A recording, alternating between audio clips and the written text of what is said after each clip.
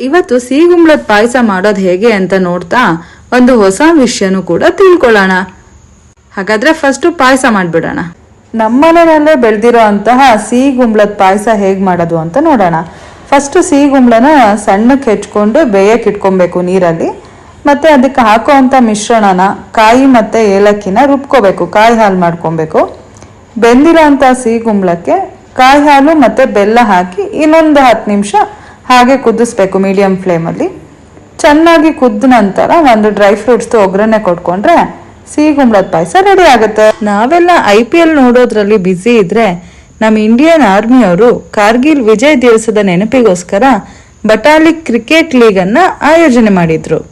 April 2ರಂದು ಈ cricket league ನಡೆದಿದ್ದು. ಲಡಾಖ್ ಹತ್ರ ಬಟಾಲಿಕ್ ಅನ್ನೋ ಹಿಲ್ ಸ್ಟೇಷನ್ ಹತ್ರ ನಡೆದಿರೋದು, ಜುಬರ್ ಸ್ಟೇಡಿಯಂ ಅಂತ.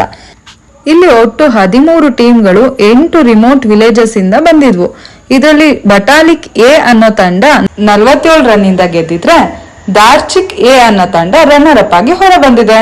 ಈ ಕ್ರಿಕೆಟ್ ಲೀಗ್ ನ ಇನ್ನೊಂದು ವಿಶೇಷತೆ ಏನು ಅಂದ್ರೆ ಅಲ್ಲೇ ಲೋಕಲ್ ಅಲ್ಲಿ ತಯಾರಿಸಿದಂತಹ ವಿಲ್ಲೋ ವುಡ್ ಅಂದ್ರೆ ನೀರು ಹಬ್ಬೆ ಗಿಡ, ಇದರಿಂದ ತಯಾರು ಮಾಡಿದ ಬ್ಯಾಟ್ ಗಳನ್ನೇ ಬಳಸಿದ್ದಾರೆ. ಇದ್ರ ಉದ್ದೇಶ ಸ್ಥಳೀಯ ಕಲೆಗಳಿಗೆ ಬೆಂಬಲ ನೀಡೋದಾಗಿದೆ. ಮತ್ತೆ ಈ ಕ್ರಿಕೆಟ್ ಲೀಗ್ ನ ಇನ್ನೊಂದು ಉದ್ದೇಶ ಏನಪ್ಪಾ ಅಂದ್ರೆ ಅಲ್ಲಿ ಸ್ಥಳೀಯ ನಾಗರಿಕರು, ಯುವಕರು ಇವ್ರನ್ನೆಲ್ಲ ಒಟ್ಟುಗೂಡ್ಸೋದು, ಒಗ್ಗಟ್ಟು ಮೂಡಿಸೋದು, ಮತ್ತೆ ಅಲ್ಲಿ ಬಿಸ್ನೆಸ್ ಇಂಪ್ರೂವ್ ಮಾಡೋದು ಅಂದ್ರೆ ಉದ್ಯೋಗ ಸೃಷ್ಟಿ, ಅಲ್ಲಿ ಲೋಕಲ್ ಕಲೆಗಳಿಗೆ ಪ್ರೋತ್ಸಾಹ ನೀಡೋದು, ಇವೆಲ್ಲವೂ ಕೂಡ ಈ ಕ್ರಿಕೆಟ್ ಲೀಗ್ ನ ಪ್ರಮುಖ ಉದ್ದೇಶಗಳು ಅಂತಾನೆ ಹೇಳ್ಬೋದು.